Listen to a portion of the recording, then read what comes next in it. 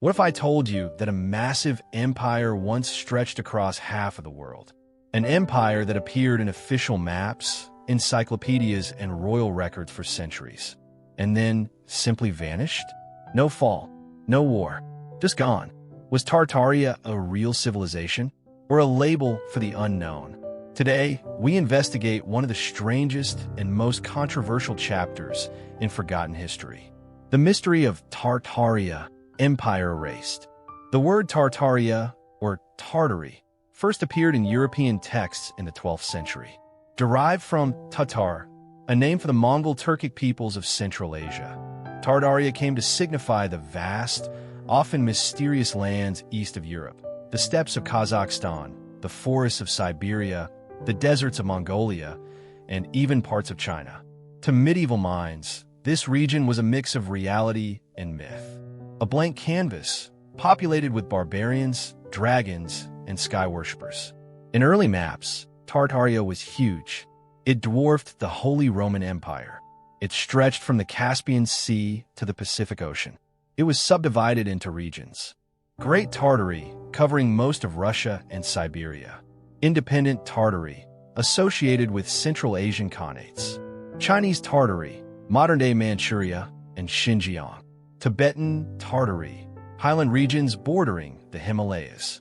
But who actually lived in Tartaria? What united them? The answers are complicated. In the 13th century, the Mongol Empire exploded across Eurasia. Genghis Khan and his descendants conquered from the Sea of Japan to the gates of Vienna. The Western world was stunned. Chroniclers called these invaders the Tartars, mistakenly thinking they hailed from Tartarus, the hellish pit of Greek mythology. The name stuck. Even though the Mongols themselves never used Tartaria, European writers and mapmakers began labeling all Central Asian lands as such. The Golden Horde, the Chagatai Khanate, and the Ilkhanate were all lumped into Tartary. But Tartaria was never a unified state. It was a European shorthand for the wild, foreign, unexplored East. Yet despite this, for centuries, Tartaria appeared in official documents. The Encyclopedia Britannica of 1771 wrote, Tartary, a vast country in the northern parts of Asia, bounded by Siberia on the north and west, and by China on the south. So why was it included so formally if it wasn't real? Cartographers of the 16th to 18th centuries had to fill in enormous blanks. Without satellite imagery or ground surveys, they relied on traveler reports, hearsay, and imagination.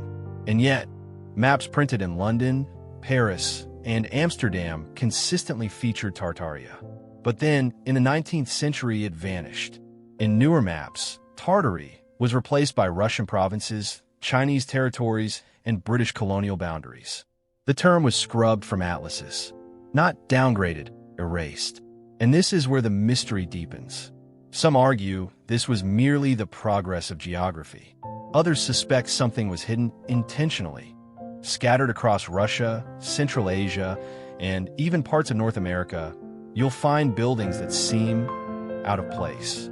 Colossal brick structures, gigantic arches, intricate Greco-Roman facades buried meters underground. These aren't castles or fortresses. They're administrative buildings, post offices, train stations. But why would a remote Siberian town in the 1800s need a palace-sized civic hall? Photos show buildings with half-buried windows. Locals say they were always like that. Some claim this is evidence of a mud flood, a global cataclysm that buried whole cities and erased a high-tech empire. Tartaria, they say, wasn't fiction. It was the world's true civilization, wiped clean by disaster and rewritten by the victors. Let's take a closer look at documents. Old Russian chronicles mention the Tatars not only as enemies, but also as rulers and neighbors. Trade routes from Crimea to Mongolia were active for centuries. Persian, Chinese, and Arab historians describe these lands in detail. But something strange happens in 19th century history books. The complexity disappears. Tartars become nomadic savages.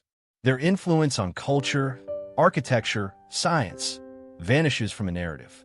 Could it be that an empire, vast, multicultural, perhaps even advanced, was reduced to a footnote by colonial history? Some believe a deliberate rewriting took place during the rise of modern nation-states. Russia, Britain, and China sought to solidify borders and erase shared histories. The mud flood hypothesis claims that sometime in the 18th or early 19th century, a global catastrophe caused massive flooding of cities in mud or liquefied soil.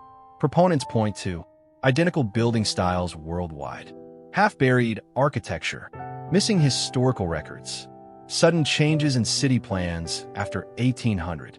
They suggest that Tartaria was a technologically advanced global civilization, perhaps rivaling our own in energy and construction, destroyed in a single event and covered up by emerging world powers. Mainstream historians, however, dismiss this as pseudoscience. They explain buried buildings as the result of sedimentation, reconstruction, changes in street levels over time, or even simple excavation misinterpretations. Yet, the visual evidence remains strangely compelling. Now comes the most controversial claim, that Tartaria was not limited to Eurasia, but a worldwide civilization.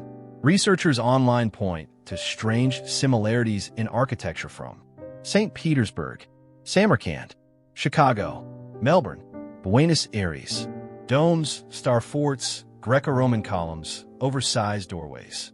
Too similar, they say, to be coincidence. They also cite the 1800s sudden push for world fairs, giant expositions where grand buildings were supposedly built in months and then demolished. Or were they already there? Was this a way to reintroduce or rebrand the remnants of a previous empire? Even if Tartaria was a cartographic error, why does the myth persist? Perhaps because it scratches an ancient itch in the human soul. The idea that we are not the first, that something greater came before, and that modern history is only a partial record. Tartaria represents the possibility of a reset, a lost chapter torn from the book of human civilization. It also asks hard questions. Who decides what is real history? Why are certain terms erased from textbooks? And can maps lie? Let's be clear. No credible historian believes Tartaria was a global empire. There is no evidence of a single unified Tartarian government, language, or technological network. And yet, the scale of the omission is strange. The architectural anomalies exist. The silence around certain 18th century events is deafening. So while Tartaria may not have been Atlantis reborn, it may still represent something real. A suppressed history of cultural exchange, conquest, and empire that challenges modern geopolitical narratives. So now we turn to you. What was Tartaria? A misunderstood label? A Mongol empire rebranded? Or a chapter of history stolen, hidden, and half-remembered through stone and story? Whatever the answer, Tartaria reminds us that history is not just what we are told. It's what we choose to remember. If you enjoyed this deep dive, subscribe to The Lost Chapter. Next time, we'll explore another suppressed mystery.